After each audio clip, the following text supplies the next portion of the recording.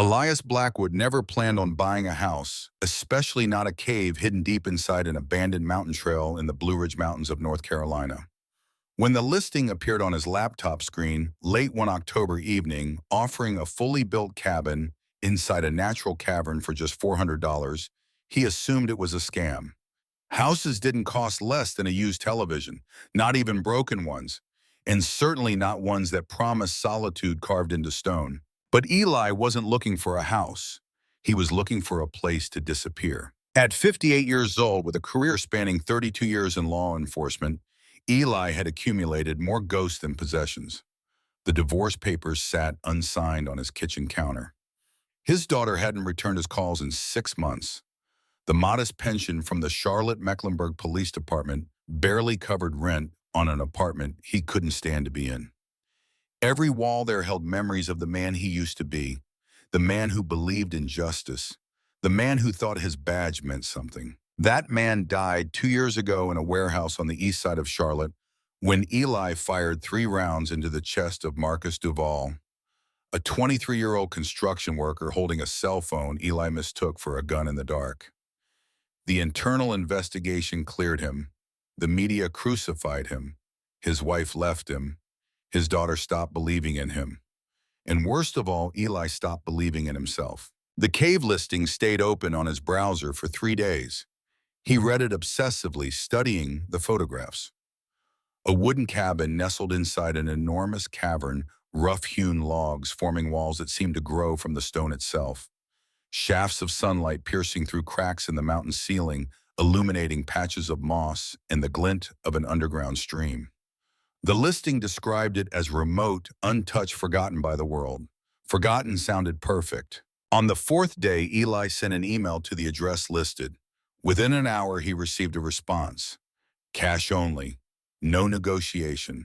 Meet at the Pisgah Forest trailhead tomorrow at dawn. Bring the money. Come alone. He should have recognized the red flags. The lack of property records. The seller's refusal to provide a name. The insistence on meeting in the middle of nowhere before sunrise. But Eli had spent 2 years drowning in a bottle of Kentucky bourbon in a sea of regret. He wasn't thinking clearly. He was thinking about silence, about a place where the nightmares couldn't follow him, about a place where he could finally stop running from himself. The next morning, Eli loaded his truck with the few belongings he couldn't abandon. 3 boxes of books, a duffel bag of clothes, his service weapon, though he told himself he'd never use it again. And Ranger. Ranger was 7 years old, a German shepherd with a graying muzzle and intelligent brown eyes that had seen too much. She'd been Eli's K-9 partner for 5 years before his forced retirement. When the department tried to reassign her, Eli fought to take her home. She was the only living thing that still looked at him without judgment. The only companion who didn't flinch when he woke up screaming at 3 in the morning. She rode in the passenger seat now, head resting on the window frame, watching the dark forest blur past as Eli drove deeper into the mountains. Her ears twitched at every sound, cataloging the world with the precision of a trained detection dog. Even in retirement, Ranger never stopped working. The trailhead parking lot was empty when they arrived. Dawn hadn't broken yet. The forest pressed in from all sides, thick with autumn fog that clung to the ground like smoke. Eli cut the engine and sat in the silence, listening to Ranger's steady breathing beside him. A set of headlights appeared on the access road. An ancient pickup truck, more rust than metal, rolled to a stop beside Eli's vehicle. The driver stepped out slowly. He was old 70 at least, with a weathered face and hands that shook slightly as he approached. He wore a torn flannel jacket and boots held together with duct tape. The man didn't offer a handshake, didn't introduce himself. He simply extended a gnarled hand, palm up. "You got the money." His voice was rough, like gravel scraped across stone. Eli pulled 4 $100 bills from his jacket pocket. The old man counted them twice, held one up to the emerging light, as if checking for counterfeits, then stuffed them into his shirt. From his other pocket, he produced a folded piece of paper. A handwritten deed, barely legible, transferring ownership of one residential structure located within natural cavern formation, coordinates enclosed. No legal description, No survey, no title insurance, just a scrawled signature Eli couldn't read. Trail's 2 miles in, the old man said, pointing toward a gap in the trees. Follow the creek upstream. You'll know it when you see it. Eli took the paper, studying the man's face. There was something in his eyes. Fear, maybe, or warning. Is there something I should know about this place? Eli asked. The old man turned back toward his truck, then paused. He looked at Ranger, who sat perfectly still in the passenger seat, watching him with that unblinking K9 intensity. Don't dig too deep, the old man said quietly. Some things are buried for a reason. Before Eli could respond, the truck's engine coughed to life. The old man drove away without looking back, disappearing into the fog as if he'd never been there at all. Eli stood alone in the parking lot, holding a questionable deed to a cave he'd never seen, with $400 less in his pocket and a warning he didn't understand. Ranger barked once from inside the truck, a short, sharp sound that meant she was ready to move. Yeah, Eli muttered, folding the paper and tucking it away. Let's go see what I just bought. The hike took longer than expected. The trail was overgrown, barely visible in places, marked only by occasional faded orange blazes on trees that looked like they hadn't been maintained in years. The creek burbled alongside them, its water dark and cold, flowing down from somewhere high in the mountains. Ranger moved ahead, nose working, constantly processing scents Eli couldn't begin to comprehend. Morning light filtered through the canopy in golden shafts, illuminating the fog that still clung to the forest floor. Birds called from the branches. Somewhere in the distance, a woodpecker hammered against dead wood. The sounds should have been peaceful. Instead, they felt like warnings. After 90 minutes of steady climbing, the trail curved sharply to the right, following the creek into a narrow ravine. The walls rose steeply on both sides, moss-covered stones slick with moisture. The temperature dropped as they moved deeper into the shadow of the mountain. Then Ranger stopped. She stood perfectly still in the center of the trail, head lowered, ears pinned back against her skull. A low rumble built in her chest, not aggressive, something else. Something Eli had only heard a few times in their years together. Recognition and unease. What is it, girl? Eli moved beside her, following her line of sight. Ahead, the ravine opened into a wide clearing, and there, carved into the face of the mountain itself, was an opening. Not a cave in the traditional sense. More like a wound in the earth, a massive crack in the stone that revealed darkness beyond. The entrance was easily 20 feet high and 30 feet wide, framed by ancient rock that looked older than human memory. But it was what stood inside the cave that made Eli's breath catch. A cabin. Not a tent or a lean-to or some ramshackle shelter. A proper log cabin, complete with a stone chimney and hand-carved doors, sitting in the center of an enormous natural cavern. Shafts of light fell through cracks in the ceiling, high above, illuminating the structure like stage lights in a theater. The cabin looked solid, well-built, maintained with care by someone who understood craftsmanship. It also looked completely impossible. Who would build a house inside a mountain? Who would go to the effort of hauling logs and tools and materials into this remote location just to create a home no one could see from the outside world? Eli took a step forward. Ranger didn't follow. She remained rooted in place, that low rumble continuing in her chest. Her hackles rose slowly, fur bristling along her spine. She wasn't looking at the cabin. She was looking at something behind it, deeper in the cave where the light didn't reach. Ranger, heel. Eli's command was gentle but firm. The dog didn't move. In 5 years of partnership,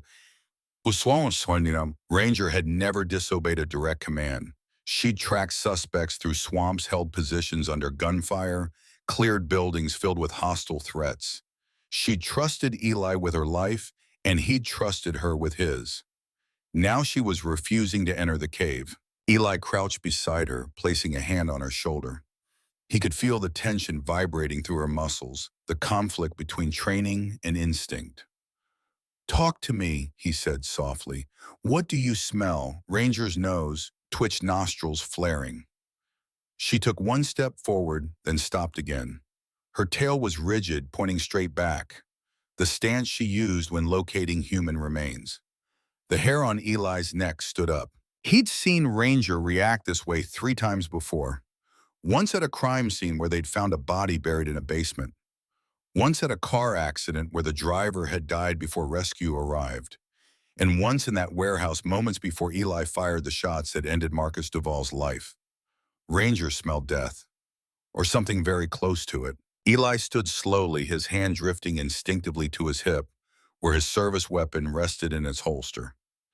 He hadn't planned on carrying it, hadn't wanted to, but old habits died hard. "Stay," he told Ranger, his voice quiet but firm. This time she obeyed, sinking into a sitting position at the cave entrance, eyes never leaving the darkness beyond the cabin. Eli walked forward alone. The cavern floor was surprisingly smooth, worn by centuries of water flow that had long since dried up or diverted elsewhere. His boots echoed softly against the stone, the sound swallowed by the vast space above. The temperature dropped with each step, the air growing heavy and damp. The cabin door was closed but not locked. Eli pushed it open slowly, wincing at the sharp creak of old hinges protesting the intrusion. Inside the cabin was exactly as the photos had shown. A single room, maybe 15 feet square, with a small wooden table, 1 chair, and a narrow bed frame made from stripped logs. A handmade shelf hung crookedly above the bed, holding a rusted lantern and a few small stones arranged with deliberate care. Dust covered everything, but not as thickly as Eli expected. Someone had been here, maybe not recently, but not decades ago either. He moved through the space, slowly cataloging details with the trained eye of a detective who'd worked hundreds of crime scenes. The floorboards showed wear patterns, paths where feet had walked repeatedly. The table had water rings from cups or bottles. The bed frame held the ghost impression of a mattress long removed. This hadn't been a hunting cabin or a weekend retreat. Someone had lived here for an extended period. Eli knelt beside the bed, running his gloved hand across the floor. The dust didn't lie smooth and undisturbed. There were breaks in it, clean lines that shouldn't exist in an abandoned space. He pulled a small flashlight from his jacket pocket and swept the beam across the floor. The light caught something near the back wall, a straight edge where the floorboards met the log wall. The gap was wider than it should be, as if the board had been moved recently. Eli pressed his fingers against the board. It shifted slightly under pressure. He pulled harder. The board lifted free with a soft scrape, revealing a hollow space beneath. And inside that space, wrapped in a waterproof plastic bag, was a notebook. Eli's hands trembled slightly as he pulled it free. The bag was dusty but intact, sealed with careful precision. Inside, he could see a composition notebook, the kind school kids use, with a black and white marbled cover. He unzipped the bag and removed the notebook. The cover felt cold against his palms. On the front, written in careful block letters, were 2 initials, CH. Eli opened to the first page. The handwriting was rushed, uneven, written by someone who didn't have much time or much light. The ink had bled slightly in places, as if the writer's hands were shaking. "If anyone finds this, it means I couldn't get away. It means they caught me. Or worse. My name is Caleb Hartley. I'm 18 years old, and I'm hiding because I saw something I wasn't supposed to see." Eli's chest tightened. He turned the page. "3 days ago, I was working my shift at the Marina warehouse in Bryson City. Loading boats, moving in cargo, the usual stuff. But that night, the supervisor sent everyone home early, said there was a special delivery coming in. Private client, no witnesses needed. I was walking to my truck when I heard voices near the back loading dock. I shouldn't have looked. I should have just left. But I was curious, stupid, and what I saw." The next sentence was scratched out so violently the pen had torn through the paper. "They saw me. One of them shouted. I ran, got to my truck, and drove straight into the mountains. I knew they'd come after me. I knew what happens to people who see too much. So I found this cave, and I've been here ever since." Eli flipped through more pages, his breathing growing shallow. Caleb had documented everything. The fear, the isolation, the desperate attempts to survive. The entries grew shorter as time went on, as if the writer was losing hope or running out of light to write by. Then on a page dated 3 months after the first entry, a name appeared. Captain Mercer came to my parents' house today. I watched from the ridge with binoculars. He told them I probably ran away. That boys my age do that sometimes. He said they should stop looking, stop hoping. My mom collapsed. My dad just stood there. And Mercer walked away like he hadn't just destroyed them. I wanted to run down there, to show them I was alive. But I couldn't because Mercer would know. And if Mercer knows I'm dead. The notebook slipped from Eli's hands and hit the floor with a soft thud. Captain Graham Mercer, Eli's former commanding officer, his mentor, the man who'd stood beside him during the Marcus Duval investigation, the man who'd convinced Eli to take early retirement after the shooting, who told him it was for his own good that he needed time to heal, the man who'd supervised dozens of missing persons cases over the years, including one that happened 3 years ago right before Eli's retirement. Caleb Hartley, 18 years old, last seen leaving his shift at the Bryson City Marina. Case closed after 48 hours, presumed runaway, no evidence of foul play. Eli had been the lead detective on that case, and Mercer had ordered him to close it. The cave suddenly felt much smaller, the air much thinner. Eli grabbed the notebook with shaking hands and flipped to the back pages, desperate for more information, more context, more proof that this couldn't be what it looked like. The last entry was dated 2 years ago. Just 4 words. He knows I'm here. Outside the cabin, Ranger began to bark. Not the alert bark she used for strangers. The urgent, desperate bark she used when she'd found something critical. When she'd located exactly what she was trained to find. Eli shoved the notebook into his jacket and rushed to the door. Ranger stood at the back corner of the cabin, clawing at the log wall with both front paws. Her barking echoed through the cavern, frantic, insistent. She'd found a scent, and she wasn't going to let it go. Eli moved to her side, placing a hand on her shoulder. "Easy, girl, show me." Ranger stopped barking but continued to paw at the wall, her nose pressed against a gap between 2 logs. Eli pulled out his flashlight and examined the area more closely. The logs here looked different from the rest of the cabin.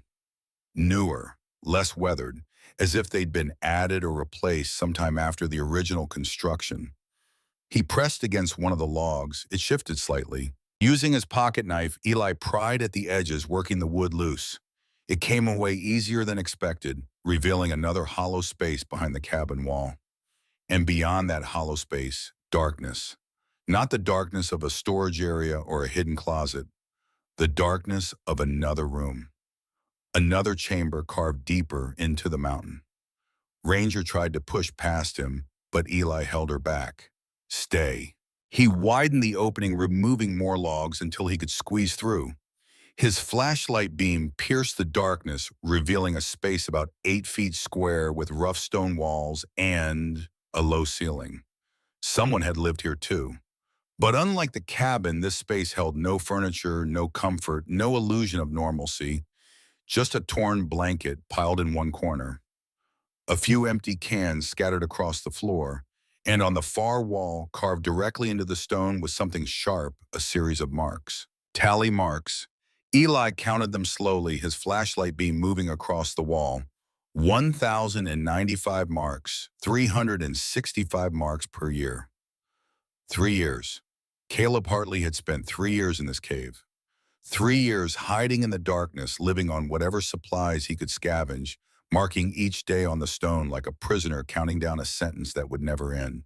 And then 2 years ago, the marks stopped. Eli swept his flashlight across the rest of the chamber. More writing covered the walls, scratched into the stone with desperate urgency. "He works with smugglers. Don't trust the police. Mercer knows where I am." And in the corner near where the blanket lay crumpled and abandoned, "If I disappear, tell my family I tried. I really tried." Eli's throat constricted. His chest felt like someone had placed a boulder on it. He'd closed this case. He'd written the report that declared Caleb Hartley a runaway. He'd accepted Mercer's assessment that the boy probably joined the military or hitched a ride west or simply decided he didn't want to be found. He'd looked Caleb's parents in the eye and told them their son was gone, that they should move on, that sometimes young people just vanished into the world. And all along, Caleb had been here, alone, terrified, marking days on a wall while Eli went home to his bourbon and his regrets. Ranger whined softly behind him, her nose still working furiously. She moved to the far corner of the chamber, sniffing at something Eli hadn't noticed yet. A small pile of rocks deliberately stacked, not natural, placed with intention. Eli approached slowly and began moving the rocks aside. Beneath him, he found another plastic bag, smaller than the first. Inside was an old digital camera, the kind that used SD cards with a cracked screen and a dead battery. But SD cards didn't need batteries. Eli's hand shook as he removed the card from the camera. He didn't have his laptop with him, but his phone had an adapter. He pulled it from his pocket, inserted the card, and waited for the files to load. 6 video files, all dated from 3 years ago and the week before Caleb disappeared. Eli pressed play on the first one.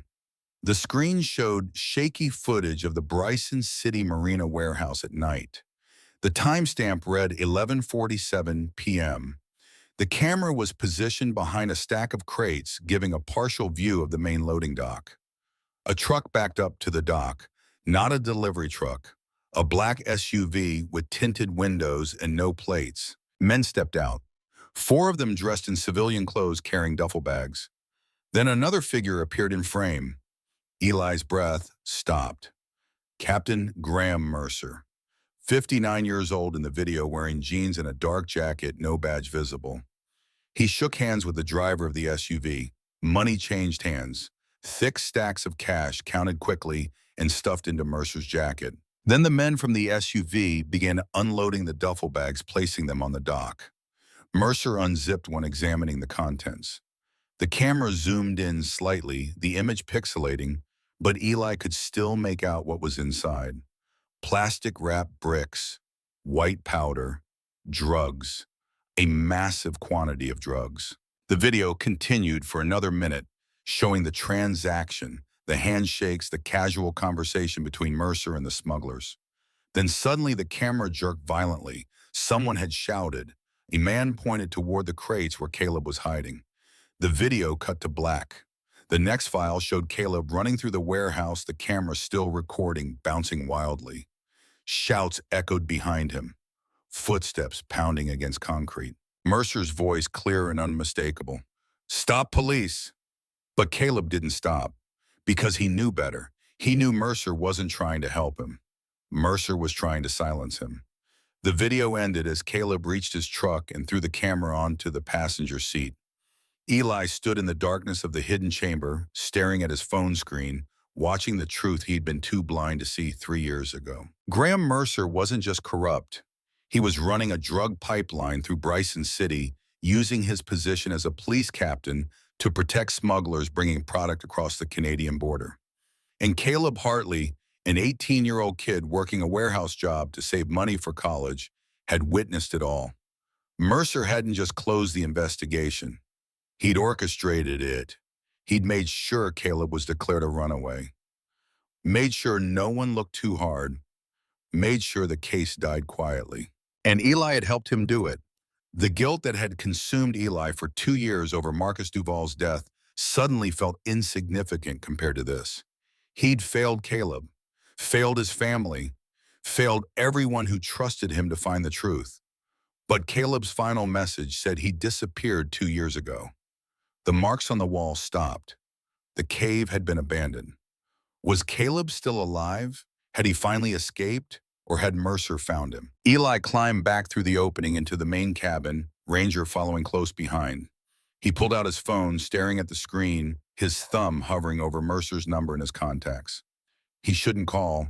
He should take everything he'd found to the FBI, to internal affairs, to anyone with the authority to investigate a corrupt police captain. Calling Mercer would tip him off, would put Eli in danger. But Eli needed to know, needed to hear Mercer's voice, needed to confirm that his mentor, his friend, The man who'd stood beside him for 15 years was capable of this. He pressed the call button. 3 rings. Then Mercer's familiar voice, rough and casual. Blackwood, didn't expect to hear from you. Thought you'd crawled into a hole somewhere. Eli forced his voice to stay steady. I bought a place up in the mountains near Pisgah. Cave house. Thought I'd check in, let you know I'm still around. A pause. Too long. The kind of pause that came from someone suddenly paying very close attention. A cave house, Mercer repeated slowly. That's interesting. Where exactly? Near Bryson City, remote area, lots of trails. Another pause. Eli. Mercer's voice had changed, harder now, colder. I'm going to give you some advice, free of charge, for old time's sake. I'm listening. Get out of that cave, sell it, walk away. There are things in those mountains that aren't any of your business. Things that could get a curious man hurt. Or worse. Eli's grip tightened on the phone. Is that a threat, Graham? That's a warning from a friend. You've been through enough. Lost your career, your family, your reputation. Don't go digging up the past. The past won't make you feel better. It'll only bury you deeper. What if I've already found something? Eli said quietly. The silence on the other end stretched for 5 long seconds. When Mercer spoke again, his voice was barely above a whisper. Then you'd better pray you know how to keep your mouth shut. Because if you don't, Eli, that cave will be the last place anyone ever sees you alive. The line went dead. Eli stood in the center of the cabin phone, still pressed to his ear, listening to the dial tone.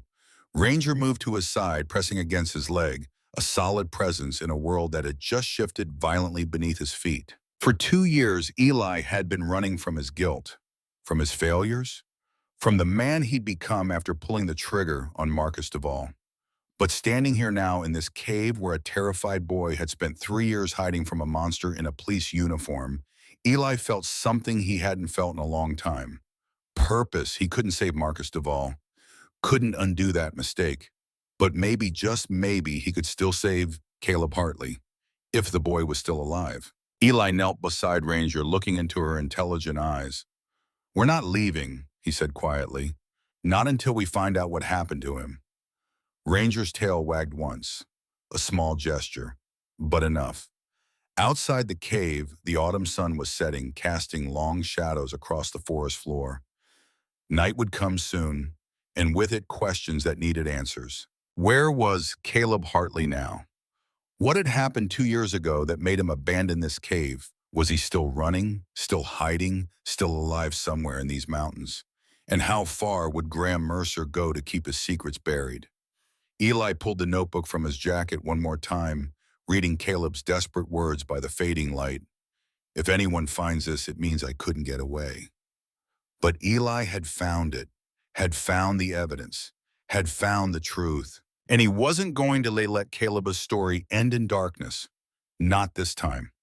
The first thing Eli did the next morning was drive 3 hours south to the town of Willow Creek, where Caleb Hartley's parents still lived. He'd spent the night in the cave, sleeping fitfully on the cabin floor with Ranger curled beside him, her warmth the only comfort against the mountain cold. Every sound had jolted him awake. The drip of water somewhere deep in the cavern, the rustle of wind through the entrance, the possibility that Mercer might send someone to make good on his threat. But dawn had come quietly, painting the cave entrance in shades of gold and amber, and Eli had made his decision. He couldn't go to the FBI. Not yet. Not without more evidence than a notebook and a 3-year-old video that any decent lawyer would argue had been tampered with. He needed witnesses, corroboration, a trail of breadcrumbs that led directly to Mercer's door. He needed to know if Caleb's parents had heard from their son, if anyone had seen him in the past 2 years, if there was any chance the boy was still out there, still running, still alive. Willow Creek sat in a valley between 2 mountain ridges, the kind of town that time had forgotten and progress had bypassed. Main Street consisted of a gas station, a dollar store, a shuttered diner, and a church with a sagging roof. The houses climbed the hillsides in uneven rows, most of them trailers or small clapboard structures that had seen better decades. Eli found the Hartley residence at the end of a gravel road that turned to mud after the first quarter mile. The house was a single-wide trailer with an addition built from scrap lumber and Hope sitting on cinder blocks in a yard full of broken appliances and rusted cars. A tire swing hung motionless from an oak tree. A handmade sign near the door read, "Hartley's all welcome." Eli parked his truck and told Ranger to stay. She watched him through the window, ears forward, alert to every nuance of the situation. The woman who answered his knock looked a decade older than she probably was. Martha Hartley had gray-streaked hair pulled back in a loose bun, weathered hands that spoke of hard labor, and eyes that had cried themselves dry years ago. She wore a faded floral dress and slippers with holes in the toes. She studied Eli for a long moment, taking in his clean jacket and pressed jeans the way he stood with the unconscious authority of a man who had spent his life giving orders. "You're a cop," she said, "not a question. A statement." "I was," Eli replied. "Not anymore." They all say that when they come back around. Not anymore. Like taking off the badge changes what you did when you wore it. The words hit harder than Eli expected. He deserved them. "Mrs. Hartley, my name is Elias Blackwood. I was the lead detective on your son's case 3 years ago. I'm the one who closed it. I'm the one who told you to move on." Her face didn't change. "I remember you." "I made a mistake," Eli said quietly. "A terrible mistake. And I need to make it right." Martha's hand tightened on the doorframe. "Caleb's dead, Mr. Blackwood. Has been for 3 years. Whatever you're selling, I'm not buying." "What if I told you I found his notebook? Found the cave where he was hiding. Found proof that he didn't run away, that he was running from something." For the first time, emotion cracked through Martha's weathered exterior. Her breath caught. Her eyes widened slightly. "You're lying," she whispered. Eli pulled the notebook from his jacket and held it out. "He wrote this, documented everything. The warehouse, the drugs, Captain Mercer, all of it." Martha stared at the notebook like it was a ghost made solid. Her hand reached out, trembling, then pulled back as if afraid touching it would make it disappear. "Where did you find this?" Her voice was barely audible. "In the cave, hidden under the floorboards, along with a camera, video footage of what your son saw that night." Martha's legs seemed to give out. She grabbed the door frame for support, her breathing coming in short gasps. Eli moved forward instinctively, ready to catch her if she fell, but she held up a hand to stop him. "Don't," she said. "Don't pretend you care. You're the one who told us to stop looking. You're the one who said our boy probably joined up with some girl and left town. You're the one who closed the case while we were still putting up missing posters." "You're right," Eli said. "I failed you. I failed Caleb. I believed Captain Mercer when he told me there was no evidence. When he told me to move on to other cases. I didn't dig deep enough, didn't question hard enough. And that's something I'll carry for the rest of my life." Martha wiped her eyes with the back of her hand. "Why now? Why come here after 3 years?" "Because I found the cave by accident. Because I read what Caleb wrote. Because I know the truth now, and I can't unknow it." Eli paused. "And because there's a chance he might still be alive." The hope that flashed across Martha's face was almost painful to witness. "The last entry in his notebook was from 2 years ago," Eli continued, "but the cave shows signs of recent activity. Someone's been there, recently, and I think it might be Caleb." Martha pressed both hands to her mouth, tears streaming freely now. Behind her, a man appeared in the doorway. Leonard Hartley was thin as a rail with sunken cheeks and hands scarred from years of factory work. He looked at Eli with the hollow eyes of someone who'd stopped hoping long ago. "Martha, who is this?" His voice was rough, damaged by cigarettes and coal dust. "It's the detective," Martha said, "from before. He says he found Caleb's notebook. Says our boy might still be alive." Leonard's expression didn't change. "Don't," he said flatly. "Don't you dare give her false hope. We buried our son 3 years ago. No body, no funeral, but we buried him all the same. We've made our peace. I haven't, Martha said, turning to her husband. I never will. Leonard looked at Eli with something close to hatred. You want to help, then leave us alone. We've grieved enough. But Martha stepped out onto the porch, closing the door behind her. Tell me everything, she said. Everything you found.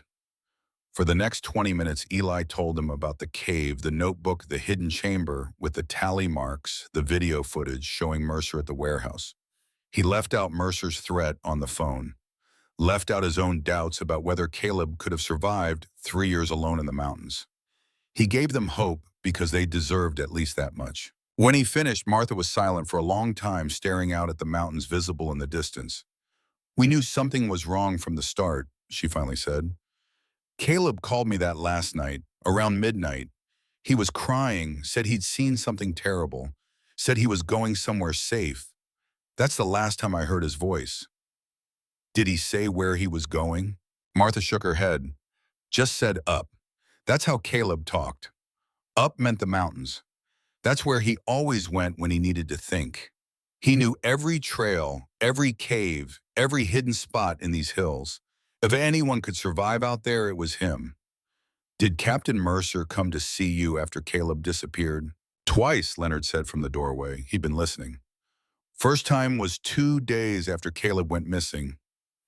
Told us boys that age sometimes just take off, that we shouldn't worry. Second time was a week later.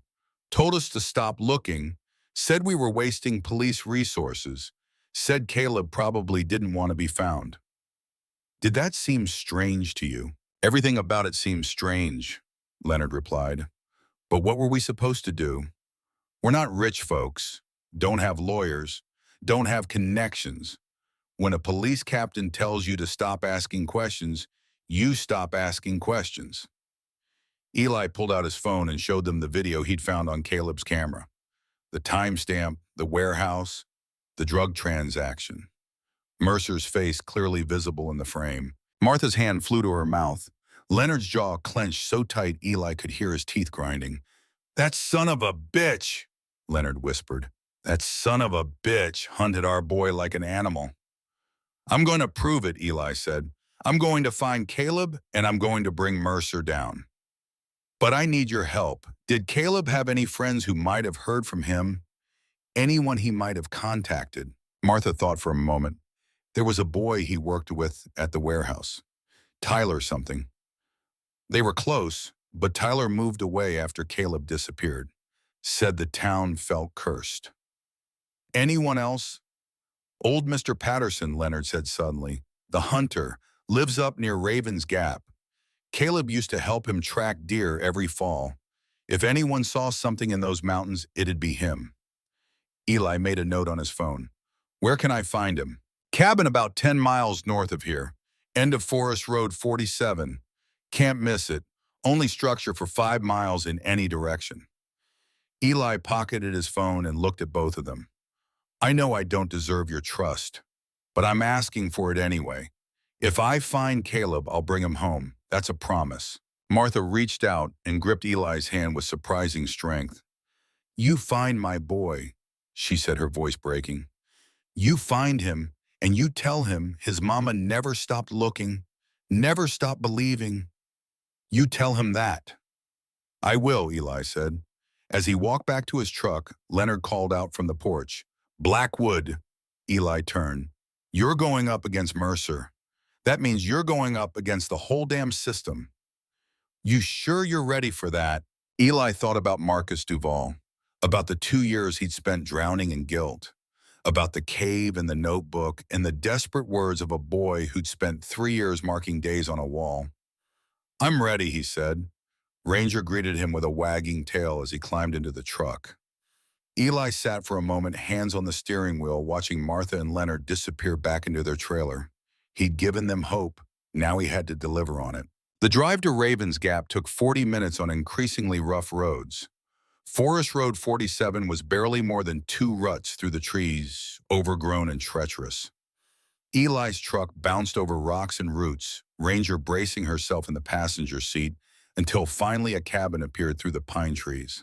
It was old but well-maintained with a stone chimney, trailing smoke, and a wide porch covered in animal pelts stretched on frames.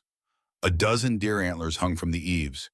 Two hunting dogs, some kind of hound mix, bayed from a chain-link kennel as Eli approached. An old man stepped onto the porch shotgun, cradled casually in his arms. He had to be past 80 with a white beard that reached his chest and eyes sharp as broken glass. "That's close enough," he called out. "State your business." Eli stopped 20 feet from the porch, hands visible. "My name is Elias Blackwood. I'm looking for information about Caleb Hartley." The old man's expression didn't change. "Why?"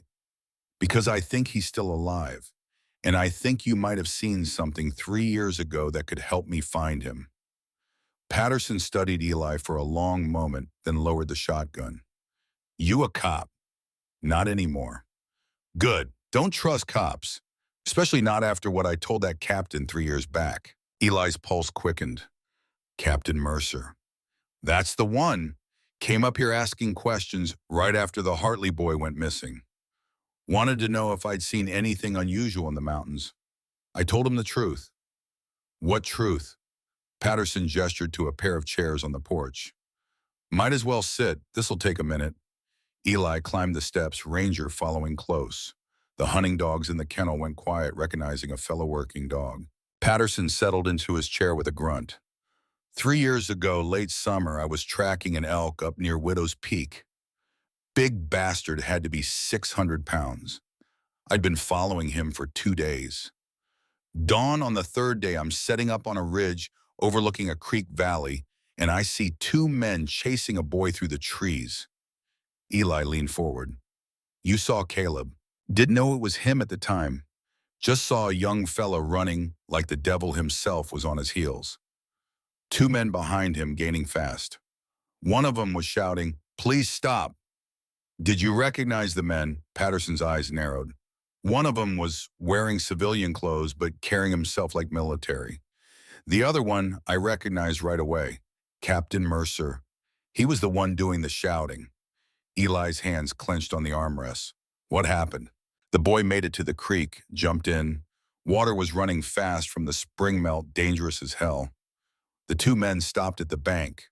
I heard Mercer say something like, 'He won't make it. Kern'll take him.' Then they turned around and left." "Did you see what happened to the boy?" "I watched him go under twice. Thought he was done for. But he grabbed onto a log jam about a quarter-mile downstream, pulled himself out on the far bank, looked half drowned but alive. Then he disappeared into the forest." "And you told Mercer all this?" Patterson nodded. 2 days later, Mercer showed up here seeing if I'd seen anything unusual. I told him exactly what I just told you. Figured I was helping with the search." "What did Mercer say?" "He thanked me. Told me it was probably just some kids messing around. Told me to keep it quiet, that spreading rumors wouldn't help the investigation." I believed him. I'm a damn fool, but I believed him. Patterson leaned forward, his weathered face hardening. But then the case got closed, and I realized what I'd done. I'd told Mercer exactly where the boy went, exactly where to look for him, and Mercer made sure nobody else knew. "You gave him Caleb's location," Eli said quietly. "I gave him everything he needed to track that boy down and finish what he started. And I've carried that weight for 3 years. Eli pulled out his phone and showed Patterson the video from the warehouse. The old man watched in silence, his jaw working as he processed what he was seeing. "Drug runner," Patterson said when the video ended. "I knew something was off about that man. Too smooth, too quick to shut down questions." "Did you ever see Caleb again after that day at the creek?" Patterson was quiet for a moment. "Maybe. About 6 months ago, I was checking trap lines near the old mining tunnels. Found a camp. Real primitive. Fire pit lean-to made from branches, snares set for rabbits. Whoever built it knew what they were doing. Lived off the land like our granddaddies used to." "Did you see who it belonged to?" "No, but I found something interesting." Patterson stood and walked inside the cabin. He returned a moment later with a piece of cloth. A torn sleeve from a jacket, faded blue denim, with a patch sewn onto it. The patch read, "Hartley's Marina, Bryson City. Eli took the sleeve, his hands trembling. This was Caleb's work jacket, the one he'd been wearing the night he disappeared. Where exactly were those mining tunnels? Eli asked. Patterson pulled out a topographic map, spreading it across the porch railing.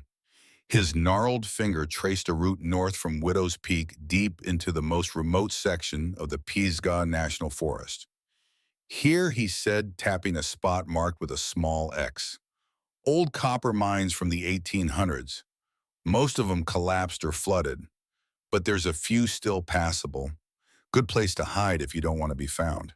Eli studied the map, memorizing the landmarks. The mining tunnels were at least 15 miles from the cave where he'd found the notebook. Caleb had been moving, staying mobile, never settling in one place long enough to be tracked. Smart kid. Survivor. One more thing, Patterson said. About 2 weeks ago, I saw fresh boot prints near those tunnels. Size 11, maybe 12. Work boots, not hiking boots, leading north toward the Canadian border towns. Recent. Within the last month, for sure. Whoever's up there is still moving around. Eli folded the map and tucked it into his jacket along with the torn sleeve. Mr. Patterson, would you be willing to testify to what you saw 3 years ago, to what you told Mercer? The old man's face hardened. If it means bringing that bastard down, damn right I would. It might be dangerous. Mercer has a lot to lose. Patterson picked up his shotgun and checked the chamber. I'm 83 years old. I've survived 2 wars, a mining collapse, and 4 heart attacks. I ain't scared of some crooked cop. Eli stood and extended his hand. Patterson shook it with a grip that could still crush walnuts. Thank you, Eli said. Don't thank me. Find that boy. Bring him home. That'll be thanks enough. As Eli drove away from the cabin, his phone buzzed. A text message from an unknown number. Stop asking questions. This is your last warning. Then a moment later, a photo appeared. His daughter Sarah leaving her apartment in Asheville. The image was taken from across the street, zoomed in, deliberate. A message that said, "We know where she is." Eli's blood went cold. He pulled over on the side of the road, Ranger whining softly beside him, sensing his distress. For a long moment, Eli just stared at the photo, his hands shaking with a rage he hadn't felt since the night he shot Marcus Duvall. Mercer was threatening his daughter, the one person in the world who still mattered, even though she wouldn't speak to him, even though she'd cut him out of her life after the shooting. She was his daughter, his baby girl, and Mercer was using her to silence him. Eli could walk away, could take everything he had found to the FBI anonymously, could disappear back into his cave and his bourbon and his regrets, could let Caleb Hartley remain a ghost in the mountains, or he could do what he should have done 3 years ago. What he should have done when Marcus Duvall raised that cell phone in the dark warehouse. He could trust his instincts, fight for the truth, even if it cost him everything. Eli called Sarah. She didn't answer, hadn't answered his calls in 6 months. He left a voicemail, his voice steady despite the fear coursing through him. Sarah, it's Dad. I need you to go stay with your aunt in Charlotte for a few days. Don't ask questions. Just pack a bag and go. Please. I love you. Then he called an old friend from the Charlotte PD, a detective he'd trained years ago who owed him favors. Marcus, I need a protective detail on my daughter. Discreet, no official paperwork. She's being watched by someone connected to Captain Mercer. Mercer, Eli, what the hell are you into? Something big, something that could bring down half the department. Can you do it or not? A pause. I'll have someone on her within the hour, but you owe me an explanation when this is over. You'll get one? Thank you. Eli ended the call and sat in the silence, Ranger's head resting on his lap. The dog looked up at him with those intelligent eyes, sensing the weight of the decision he'd just made. There was no going back now. He pulled up the topographic map Patterson had marked and began planning his route to the old mining tunnels. If Caleb was still up there, still alive, Eli would find him. And once he had the boy's testimony, had a living witness to corroborate the notebook and the video, he'd have enough to take to federal authorities. Enough to end Mercer's career and send him to prison for the rest of his life. But first, he had to survive long enough to get there. Eli drove back to the cave as the sun set, painting the mountains in shades of blood orange and purple. Ranger rode beside him, alert and watchful, her training kicking in as they approached dangerous territory. The cave entrance loomed ahead, dark and unwelcoming in the fading light. Eli parked his truck and grabbed his pack, loading it with supplies for a longer expedition into the mountains. Food, water, medical kit, rope, his service weapon. He was checking his flashlight batteries when Ranger growled. Low and deep, the warning sound that meant danger was close. Eli froze, his hand moving instinctively to his holster. "What is it, girl?" Ranger's nose pointed toward the tree line 50 yards from the cave entrance. Her hackles rose slowly, muscles tensing for action. Then Eli saw them. Two figures moving through the shadows between the pines. Not hikers, not rangers. The way they moved was deliberate, tactical, maintaining cover as they approached. Mercer had sent someone. Eli dropped behind his truck, pulling Ranger down with him. "Quiet," he whispered. The figure stopped at the edge of the clearing, partially obscured by underbrush. Eli couldn't make out faces, but he could see the outline of weapons. Pistols held low and ready. They were here to kill him. For a long moment, nobody moved. The forest held its breath. Then one of the figures stepped forward, revealing himself. He was young, maybe 30, with a shaved head and the compact build of a former soldier. He carried his weapon with the casual competence of someone who'd used it before. "Elias Blackwood," he called out. "Captain Mercer wants us to talk. Come out, nobody gets hurt." Eli stayed behind the truck, calculating distances and angles. Two men, both armed, both positioned to cut off his escape routes. "Tell Mercer to come himself if he wants to talk," Eli shouted back. "That's not how this works. You've got 10 seconds to show yourself. After that, we come to you." Ranger tensed beside Eli, ready to attack on command. But sending her against armed men was suicide. Eli wouldn't sacrifice her for his own mistakes. 5 seconds, the man called. Eli made his decision. He stood slowly, hands visible, weapon still holstered. "Okay, I'm coming out." He stepped from behind the truck, Ranger glued to his side, still growling low in her chest. The second figure emerged from the trees, flanking to the right. Another young man, taller, with cold eyes that had seen violence and didn't flinch from it. "Smart choice," the first man said. "Now here's what's going to happen. You're going to hand over everything you found in that cave. The notebook, the camera, any copies you made. Then you're going to get it in your truck and drive away. Forget you ever bought this place. Forget the name Caleb Hartley. Forget you ever knew Captain Mercer." "And if I refuse," the man's expression didn't change, "then we make sure you can't tell anyone what you found. Your choice." Eli's mind raced. He couldn't fight two armed men in the open, couldn't outrun them, couldn't protect Ranger and himself at the same time. But he could buy time. "The evidence isn't here," Eli said. "I sent copies to a friend. Insurance policy. If anything happens to me, they go straight to the FBI." It was a bluff, but a good one. The first man's jaw tightened. He pulled out a phone, typed a quick message, waited for a response. Then he looked back at Eli. "Captain says you're lying. Says you're too proud to ask for help. Too isolated to have friends left." Mercer knew him too well. The man raised his weapon, pointing it at Eli's chest. "Last chance. Hand over the evidence." Ranger's growl turned into a snarl. Her body coiled, ready to launch. "Ranger, no," Eli commanded, but he could feel her pulling against his control, every instinct screaming at her to protect him. The second man aimed his weapon at Ranger. "Call off your dog or I put it down." That's when Ranger made the choice for both of them. She exploded forward, 65 pounds of trained muscle and fury, closing the distance to the second man in 3 bounds. He fired, but Ranger was already airborne, her jaws clamping onto his gun arm with crushing force. The man screamed. The weapon fell from his hand. The first man swung his pistol toward Ranger. Eli drew his own weapon and fired twice, aiming low, hitting the man in the leg. He went down hard, his shot going wide. Ranger released the second man's arm and circled back to Eli, blood on her muzzle but moving without a limp. unhurt. Both men were on the ground, wounded but alive. Eli kicked their weapons away and stood over them, his own gun steady. "Who sent you?" he demanded. "Say the name." The first man clutched his bleeding leg, his face twisted in pain. "Go to hell!" Eli pressed his boot against the wound. The man screamed.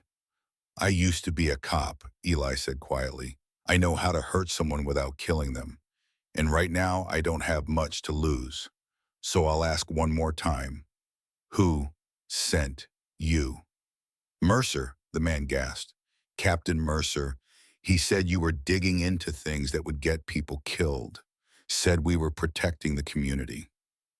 By murdering an unarmed man. By doing what we were told." Eli stepped back, his hands shaking with adrenaline and rage. These weren't criminals. They were cops. Probably young officers Mercer had recruited fed lies about Eli being a threat turned into his personal hit squad. Just like Mercer had turned Eli into an unwitting accomplice 3 years ago. He pulled out his phone and took photos of both men, their faces, their weapons, their wounds. Evidence that Mercer had sent armed officers to silence him. Then he zip-tied their hands and ankles with restraints from his truck and called 911. "Two men tried to rob me at my property," he told the dispatcher, giving the location. "Both wounded. Need ambulances and police. Yes, I'm armed. Licensed to carry. I'll be waiting." He hung up before they could ask more questions. By the time the local sheriff's department arrived 30 minutes later, Eli had his story straight. Home invasion, self-defense. The two men had refused to identify themselves, had threatened him, and his dog had fired first. All true, mostly. The sheriff, a tired-looking woman in her 50s, took his statement while EMTs loaded the wounded men into ambulances.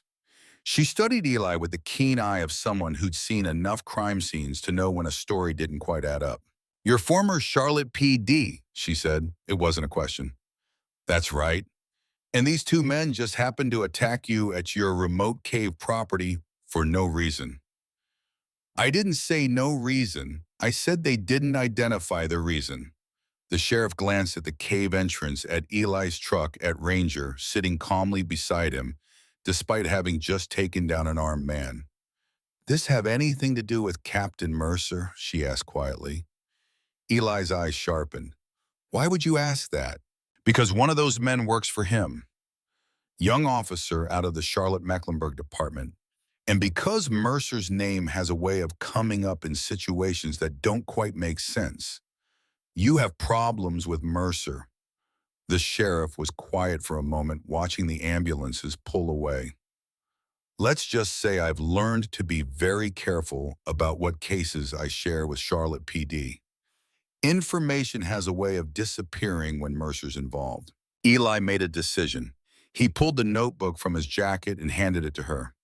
"Read this, then decide if you want to help me or walk away." The sheriff opened the notebook, her eyes moving across Caleb's desperate handwriting. Her expression shifted from skepticism to shock to anger as she read. "This is from the Hartley boy," she said, "the missing kid from 3 years ago." "That's right. And you found this where, hidden in this cave, along with video evidence showing Captain Mercer involved in drug trafficking, along with witness testimony that Mercer personally chased Caleb into the mountains and watched him nearly drown." The sheriff closed the notebook carefully as if it might disintegrate in her hands. "This is federal," she said, "way above my jurisdiction." "I know, but I need time to find Caleb before Mercer does. He's still alive, still hiding somewhere in these mountains. And once I have him, once I have a living witness, I can take all of this to the FBI and make it stick." "And you want me to what?" "Look the other way. I want you to file this as a home invasion. Two armed men, unknown motives. Keep Mercer's name out of it for me. Give me 48 hours. The sheriff looked at the cave, at Eli, at Ranger. Then she handed the notebook back. 48 hours, she said.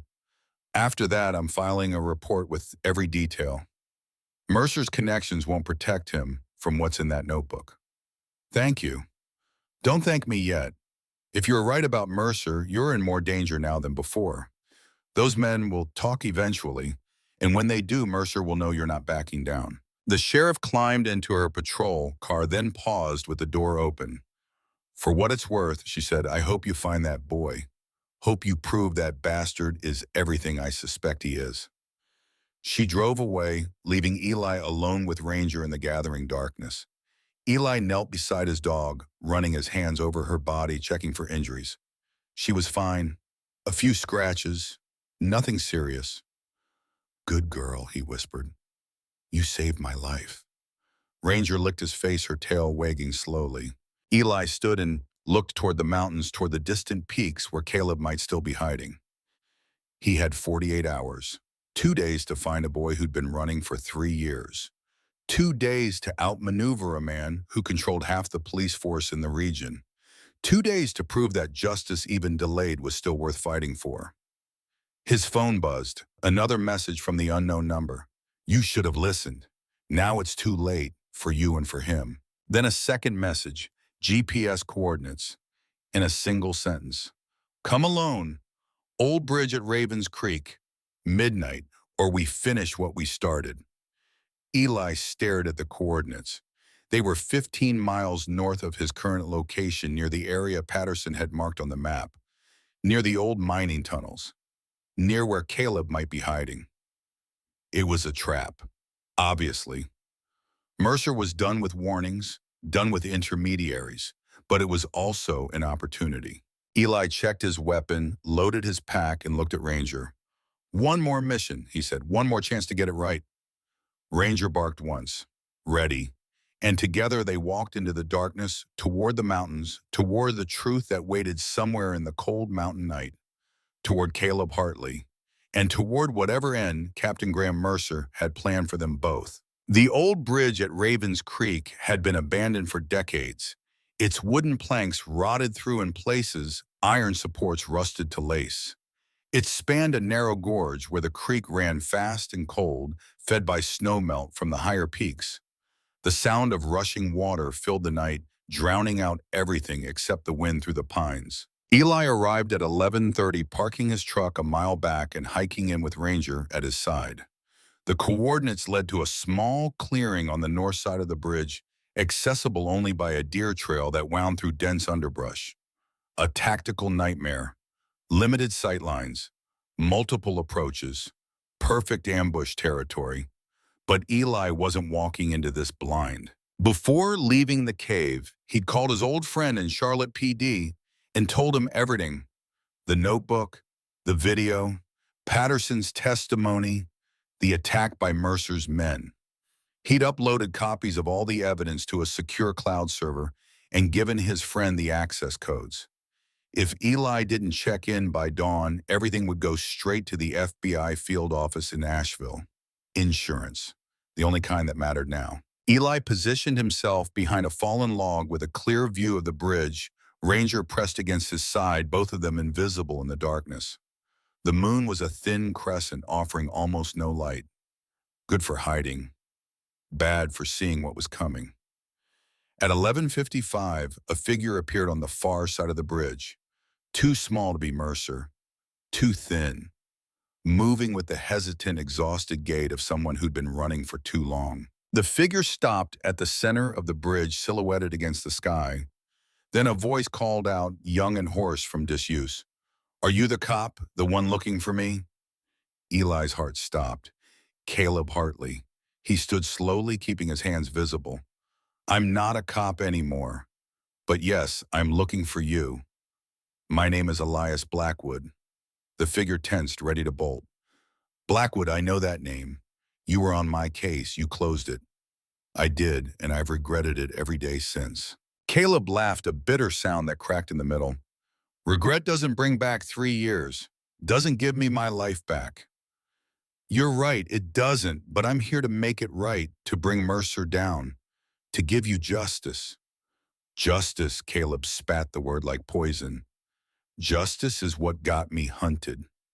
Justice is what made me live like an animal in these mountains while everyone I loved thought I was dead. Eli took a step forward. Ranger moved with him, alert but not aggressive. Your parents never stopped looking, Eli said quietly. Your mother still puts up missing posters every year on your birthday. Your father keeps your room exactly as you left it. They never gave up on you. Caleb's silhouette wavered. For a moment, Eli thought he might collapse. I couldn't go back, Caleb said, his voice breaking. Mercer said he'd kill them if I came back. Said he'd make it look like an accident, a gas leak, a car crash, something nobody would question. I believed him. He can't hurt them anymore. I have evidence. Video of him at the warehouse, your notebook, witness testimony, enough to put him away for life. Evidence didn't save me 3 years ago. Because I didn't know the truth. I believed Mercer when he told me to close your case. I trusted him. That was my mistake, and I'm the one who has to live with it. But now I know better. Now I have proof. Caleb was silent for a long moment, the sound of rushing water filling the space between them. Why should I trust you, he finally asked. Because I'm the only chance you have to go home. And because if I wanted to hurt you, I would have brought Mercer instead of coming alone. Slowly, Caleb stepped forward into a shaft of moonlight that broke through the clouds. Eli had seen the photos from 3 years ago. A fresh-faced 18-year-old with a bright smile and clear eyes. The young man standing before him now looked like he'd aged a decade. His face was gaunt, covered in a patchy beard. His clothes were layers of scavenged fabric and animal hide. His hands were scarred and rough.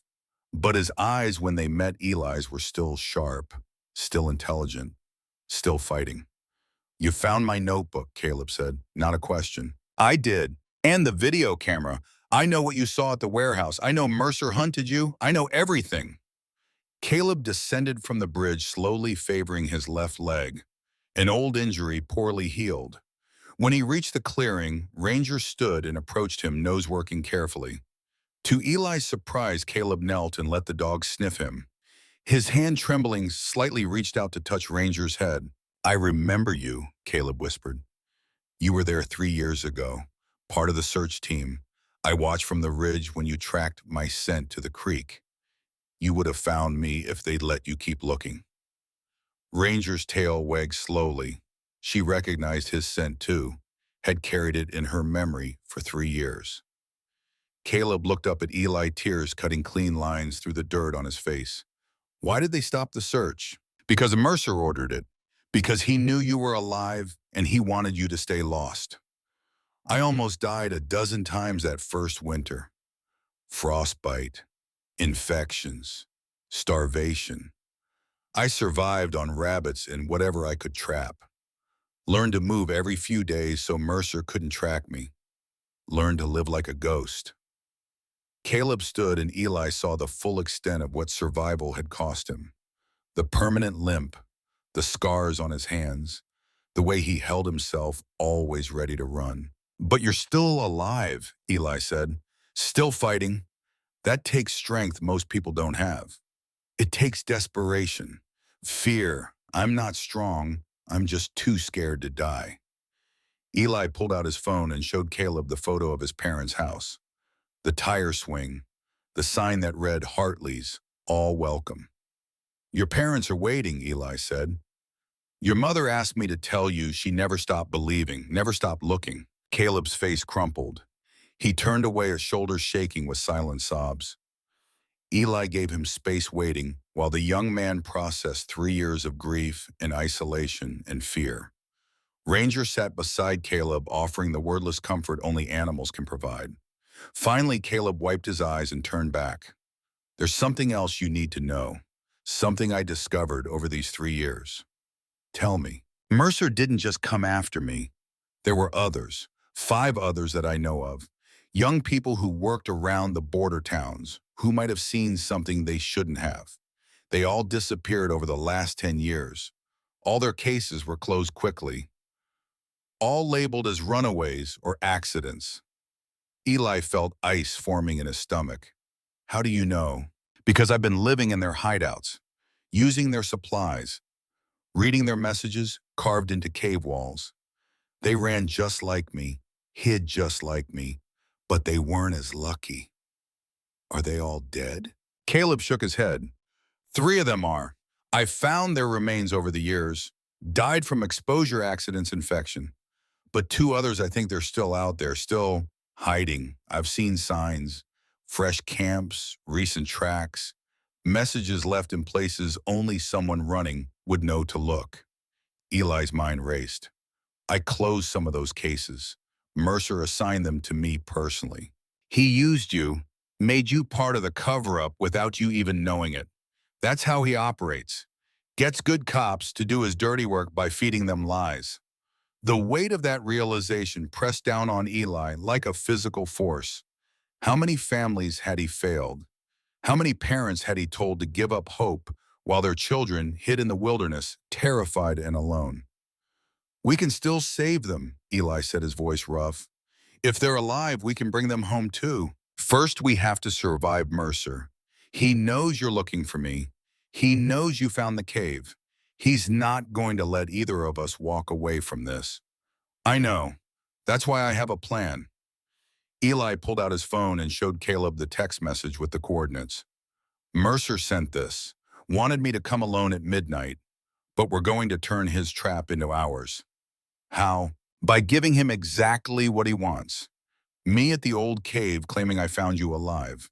I'll record everything he says. Get him to confess, then the FBI moves in. Caleb's eyes widen. The FBI is involved. They will be in 6 hours if I don't check in, but if we can get Mercer's confession on tape, we can accelerate the timeline. Have them waiting nearby when he shows up. He'll never confess. He's too smart. He'll confess if he thinks he's won. If he thinks killing me will solve all his problems. Men like Mercer, when they believe they're untouchable, they can't help but gloat. Caleb studied Eli for a long moment. You're using yourself as bait. I'm using myself as justice. There's a difference. You could die. I could, but if I don't try, you'll spend the rest of your life running, and those other 2 kids will die in these mountains without ever seeing their families again. I can't live with that. Caleb was quiet, his eyes moving between Eli and Ranger and the dark forest surrounding them. What do you need me to do? He finally asked. Stay hidden. Let me handle Mercer. If something goes wrong, if I don't make it out, you go to the coordinates I'll give you. There'll be an FBI agent waiting with copies of all the evidence. You tell them everything. Your testimony will be enough to put Mercer away even without my recording. And if you do make it out, then we bring you home together. Caleb extended his hand. Eli shook it, feeling the calluses and scars of 3 years of survival. My mother, Caleb said quietly. Tell her I'm sorry I stayed away so long. Tell her I wanted to come home every single day. You can tell her yourself. Soon. They spent the next hour going over the plan. Eli would return to the cave and send a message to Mercer, claiming he had found evidence that Caleb was alive and wanted to negotiate. Mercer would come believing he could tie up loose ends. Eli would get him talking record everything and signal the FBI to move in. Simple. Direct. Probably suicidal. But it was the only play they had. At 2 in the morning, Eli left Caleb hidden in a shelter near the old mining tunnels protected by supplies Eli had brought. Ranger stayed with the young man both for protection and companionship. Eli had never been separated from his partner before, but he knew Caleb needed her more right now. The drive back to this cave took 90 minutes. Eli used the time to call his FBI contact, a woman named Sarah Chen, who'd worked organized crime cases with him years ago. Eli Blackwood, she said when she answered. I heard you'd gone hermit. What do you need? I need a tactical team positioned near Pisgah National Forest in 6 hours, and I need them ready to move on my signal. That's a big ask at 3 in the morning. What's the target? Captain Graham Mercer, Charlotte Mecklenburg PD, drug trafficking, obstruction of justice, conspiracy to commit murder, and 5 counts of kidnapping. Silence on the other end. Then that's a hell of an accusation. I have video evidence, witness testimony, a survivor willing to testify, and I'm about to get a recorded confession. How? By making myself the target. Eli, if you're talking about what I think you're talking about, that's insane. It's necessary. Mercer has connections everywhere. If we go through normal channels, evidence will disappear. Witnesses will recant. We need him dead to rights, caught in the act. Chen was quiet for a moment. Send me what you have, all of it. If it's as solid as you say, I'll have a team in position by dawn. Thank you, Sarah. Don't thank me yet. If this goes wrong, I'm not going to be able to protect you. I know. Eli hung up and sent her everything. The notebook scans, the warehouse video, Patterson's written statement, photos of the cave, GPS coordinates of the meeting location. Then he typed out the message to Mercer. Found something in the cave, evidence the Hartley boy is alive. Recent activity. We need to talk. Face to face, the old location. 1 hour. He sent it and waited. The response came within 30 seconds. Stay there. I'm coming. Eli parked his truck inside the cave mouth and began setting up. His phone positioned on a shelf with a clear view of the cabin interior set to record. A backup audio recorder hidden in his jacket pocket. A third device planted near the entrance triggered by motion. 3 independent recordings. 3 chances to capture whatever Mercer said. If the captain was smart, he'd say nothing incriminating, would simply kill Eli and dispose of the evidence. But Eli was counting on pride, on the arrogance of a man who'd gotten away with corruption for years, on the need that powerful men had to justify their actions to make their victims understand why they deserved what was coming. Eli had seen it 100 times in interrogation rooms. The moment when a suspect, believing they'd won, couldn't resist explaining how clever they'd been. He was betting his life that Mercer would have that same moment. At 4:30 in the morning, headlights appeared at the cave entrance. Mercer arrived alone just as Eli had hoped. The captain stepped out of an unmarked sedan, moving with the careful precision of someone expecting trouble. He was dressed in civilian clothes, but Eli could see the outline of a weapon under his jacket. Blackwood, Mercer called into the cave. I'm here, let's talk. Eli stepped into the dim light from the cave opening, hands visible and empty. Captain, thanks for coming. Mercer's eyes scanned the cave, cataloging exits and hiding places. You said you found evidence. Show me. I found more than evidence. I found the whole story. The warehouse, the drugs, the 5 other kids who disappeared, Caleb Hartley's testimony about what he saw. Mercer's expression didn't change, but Eli saw the slight tightening around his eyes. The tell of a poker player who'd just been dealt a bad hand. That's quite an accusation, Mercer said calmly, based on what? A notebook written by a disturbed kid, based on video footage, witness statements, physical evidence that puts you at the scene. Video can be faked. Witnesses can be mistaken. You know how this works, Eli. You were a good detective once, before you lost your nerve. I didn't lose my nerve. I lost my faith in the system, in people like you who corrupt it from the inside. Mercer took a step closer, his hand drifting toward his concealed weapon. You want to know the truth, Vine? I'll tell you the truth. That kid at the warehouse 3 years ago, he saw a legitimate police operation. Undercover work, deep cover that I couldn't explain to anyone, not even my own department. Is that the story you're going with? It's not a story, it's classified federal work, and you're interfering with an active investigation. Eli laughed, the sound echoing off the cave walls. You're good, Graham, I'll give you that. Almost convincing. But I know better. I know about the money, the payoffs, the bodies. Mercer's facade cracked. His hand moved to his weapon, drawing it smoothly. You always were too curious for your own good, too stubborn to know when to quit. That's not a denial. Why bother denying it to a dead man? Mercer aimed the gun at Eli's chest. You want the truth? Here it is. I've been running product through this region for 12 years. Made more money than my pension will ever pay. Helped more people get what they needed than any drug enforcement policy ever could. And yes, a few kids got in the way. Saw things they shouldn't have seen, made choices that forced my hand. You murdered children. I protected my operation. There's a difference. And I would have let you live, Eli. Would have let you rot in this cave with your guilt and your bourbon. But you couldn't leave it alone, couldn't accept that some things are bigger than your precious morality. Eli's phone was recording every word. He just needed to keep Mercer talking a little longer. What about the Hartley boy you chased him into those mountains? Watched him nearly drown. I thought the creek would finish the job. Save me the trouble. But the little bastard survived. Lived out here like an animal while I erased every trace of him from official records. Used you to close the case. You were so eager to prove yourself after the Duval shooting that you didn't question anything I told you. I was a fool. You were a tool, a useful idiot, and now you're a liability. Mercer's finger tightened on the trigger.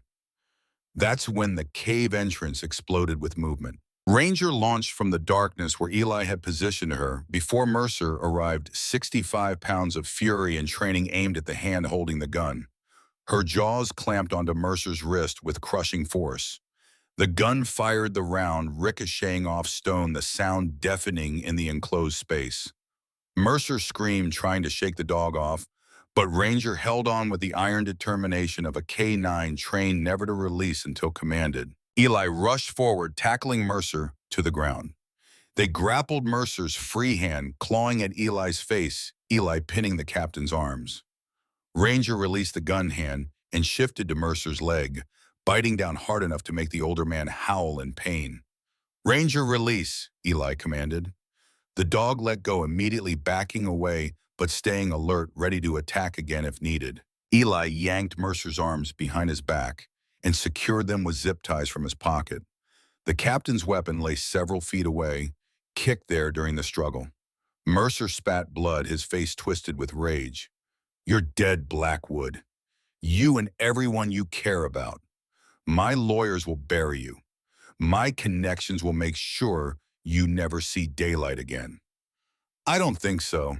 A new voice echoed from the cave entrance. Caleb Hartley stepped into the light, holding Eli's phone with the recording still running. Behind him, flashlight beams cut through the darkness as FBI tactical teams flooded the cave. Weapons drawn, voices shouting commands. Agent Chen appeared, her badge visible on her vest. Captain Graham Mercer, you're under arrest for drug trafficking, conspiracy to commit murder, and obstruction of justice. You have the right to remain silent. Mercer's face went white as he saw Caleb. You're dead. I watched you drown. You watched me survive, Caleb said quietly, and now I'm watching you fall. The FBI agents hauled Mercer to his feet, reading him his rights as they led him toward their vehicles. He fought every step, shouting about his connections, his lawyers, his friends in high places. But Eli could see it in the captain's eyes. The moment he realized it was over, that all his power, all his corruption, all his careful planning had crumbled because he couldn't resist the urge to explain himself to a washed-up detective in a forgotten cave. Pride, the fatal flaw of every criminal Eli had ever caught. Agent Chen approached Eli, her expression a mixture of relief and disbelief. That was the stupidest, most reckless thing I've ever seen a retired cop do. But it worked. This time, don't make it a habit. She turned to Caleb. Mr. Hartley, we're going to need your full testimony. Everything you saw, everything you experienced in over the last 3 years. Caleb nodded, but his eyes were distant. The other two, the ones still hiding, we have to find them. We will, Chen promised. We have their names from the files Mercer tried to bury. We'll have search teams in the mountains by noon. Over the next 6 hours, the cave became a command center. FBI teams spread through the surrounding mountains following the coordinates Caleb provided, searching for the other survivors. Eli gave his statement 3 times, walking investigators through every piece of evidence, every connection, every crime that had led to this moment. By early afternoon, they had their first breakthrough. A 19-year-old girl named Emma Reeves, missing for 14 months, found living in a lean-to shelter 8 miles north of the cave. Malnourished, terrified, but alive. 3 hours later, a 22-year-old named David Cross, missing for 2 years, discovered hiding in an abandoned ranger station near the Canadian border. 2 survivors, 2 families reunited. The other 3 had not been as fortunate. Their remains were recovered over the following week, given proper burials, their families finally receiving the closure they'd been denied for years. But it was Caleb's reunion that Eli would remember most. They drove to Willow Creek as the sun set, Caleb sitting in the passenger seat of Eli's truck. Ranger curled in the back, all of them exhausted but carrying something that felt almost like peace. When they pulled up to the Hartley trailer, Martha was hanging laundry in the yard. She looked up at the sound of the truck, her hands pausing on a bedsheet. Caleb opened the door and stepped out slowly, as if afraid the world might disappear if he moved too quickly. Martha's hands flew to her mouth. The sheet fell to the ground. "Mom," Caleb said, his voice breaking. She ran to him, this weathered woman who'd spent 3 years grieving, and threw her arms around her son. They collapsed together, holding each other, both of them sobbing with a grief and joy too deep for words. Leonard appeared in the doorway, saw his son, and simply stood there, tears streaming down his face. Eli stayed in the truck, watching through the windshield, his own eyes burning. This was what justice looked like. Not a verdict or a sentence or a badge. This moment, this reunion, this proof that sometimes fighting for the truth mattered. Ranger climbed into the front seat and rested her head on Eli's lap, sensing his emotion. "We did good, girl," Eli whispered. "We finally did something right." 3 weeks later, Eli stood at the cave entrance with a carpenter named Joe, discussing plans for the renovation. The cave would become the Hartley Memorial Center, a refuge for missing persons, a training facility for search and rescue teams, and a monument to the 5 young people who'd hidden in these mountains. 3 who hadn't survived, and 2 who had. Eli had donated the property and most of his pension to fund the project. It felt right, a way to turn a place of fear into a place of hope. Sarah, his daughter, stood beside him the first time they had been together in 7 months. She'd reached out after seeing the news coverage of Mercer's arrest after learning what her father had done. "I'm proud of you, Dad," she said quietly. Those 5 words meant more than any medal or commendation ever could. "I'm sorry," Eli replied, "for Marcus Duval, for the years I wasted feeling sorry for myself, for not being the father you deserved.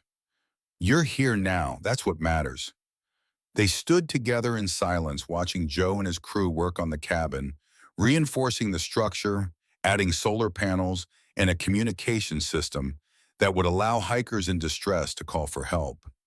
Ranger explored the cave mouth, sniffing at the changes, her tail wagging, as she investigated every corner. "What will you do now?" Sarah asked. Eli had thought about that question every day since Mercer's arrest. He had no job, no career, no purpose beyond the bottle and the regrets. But standing here, seeing the memorial taking shape, he realized he did have a purpose. "I'm going to find the others," he said. "All the missing persons cases Mercer corrupted, all the families who were told to stop looking. I'm going to review every single one and make sure the truth comes out." That's a big job. "I've got time, and Ranger needs something to do in her retirement." As if understanding, Ranger barked once and returned to Eli's side. Sarah smiled, the first genuine smile he'd seen from her in years. "Need any help?" Eli looked at his daughter, this brilliant young woman who'd inherited his stubbornness and his sense of justice and felt something like hope. "I'd like that," he said. On the day the Hartley Memorial Center officially opened, over 300 people attended the ceremony. Martha and Leonard cut the ribbon, Caleb standing between them, healthy now, gaining weight, beginning to look like himself again. Eli gave a short speech about second chances and the importance of never giving up even when the system failed. Agent Chen spoke about the FBI's commitment to reviewing all cases connected to Mercer's corruption. The sheriff who'd given Eli 48 hours to find Caleb presented Ranger with a special commendation for valor. But it was the wooden sign above the cave entrance that captured the moment best. Eli had carved it himself, working late into the night for a week, making sure every letter was perfect. It read, "Justice delayed is not justice denied. Here, hope survived the darkness." Below that, in smaller letters, "In memory of those we lost, in celebration of those we found." As the crowd dispersed and the sun set over the mountains, Eli sat on a bench outside the cave with Ranger at his feet. He watched families embrace, saw Caleb laughing with old friends, noticed Emma Reeves and David Cross comparing notes about their experiences, beginning the long process of healing. His phone buzzed. A text from Martha Hartley. "Thank you for giving me my son back. Thank you for not giving up." Eli typed a reply. "He never gave up. I just helped him come home." The truth was more complicated than that. Caleb had survived through his own strength, his own resourcefulness, his own refusal to let Mercer win. But Eli had played his part, had used his skills, his connections, his willingness to risk everything to uncover the truth. And in doing so, he'd found something he thought he'd lost forever. Redemption. Not the kind that erased past mistakes, not the kind that brought Marcus Duval back to life or undid the pain he'd caused that young man's family, but the kind that proved even broken people could still do good, could still fight for justice, could still make a difference in a world that often felt too dark to bear. A car pulled up, and Mercer's former deputy chief stepped out, his face grim. The internal investigation had revealed 14 other officers connected to Mercer's operation. The entire Charlotte-Mecklenburg Narcotics Division was being restructured from the ground up. The two officers who'd attacked Eli at the cave were among the first to turn state's evidence, their testimony corroborating everything Eli had documented. Facing charges of attempted murder and conspiracy, they'd taken plea deals in exchange for exposing the full extent of Mercer's network. "Blackwood," the deputy chief said, extending his hand, "the department wants to offer you your badge back, full reinstatement. We need good cops now more than ever." Eli looked at the offered badge, this symbol he'd worn for 30 years, this identity he'd lost and mourned. Then he looked at the cave, at the family still celebrating a ranger sleeping peacefully in the evening sun. "Thank you," Eli said, "but I'm needed here more." The deputy chief nodded, understanding. "If you change your mind, the offer stands." After he left, Sarah appeared with 2 cups of coffee. She sat beside her father, and they watched the mountains turn purple in the fading light. "No regrets?" she asked. Eli thought about that, about all the years in uniform, about the cases solved and the ones that got away, about Marcus Duval and the shot he couldn't take back, about Caleb Hartley and the 3 years he'd spent hiding in the darkness. "Plenty of regrets," he said honestly, "but also plenty of reasons to keep going." Ranger stirred at his feet, her tail thumping once against the ground. Somewhere in the distance, a coyote howled. The wind carried the scent of pine and earth and possibility. And Elias Blackwood, 58 years old, former detective, recovered alcoholic, and the man who'd bought a cave for $400 looking for a place to disappear, realized he'd found something far more valuable instead.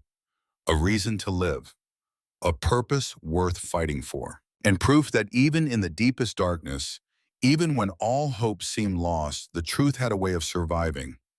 Just like Caleb Hartley. Just like the human spirit itself.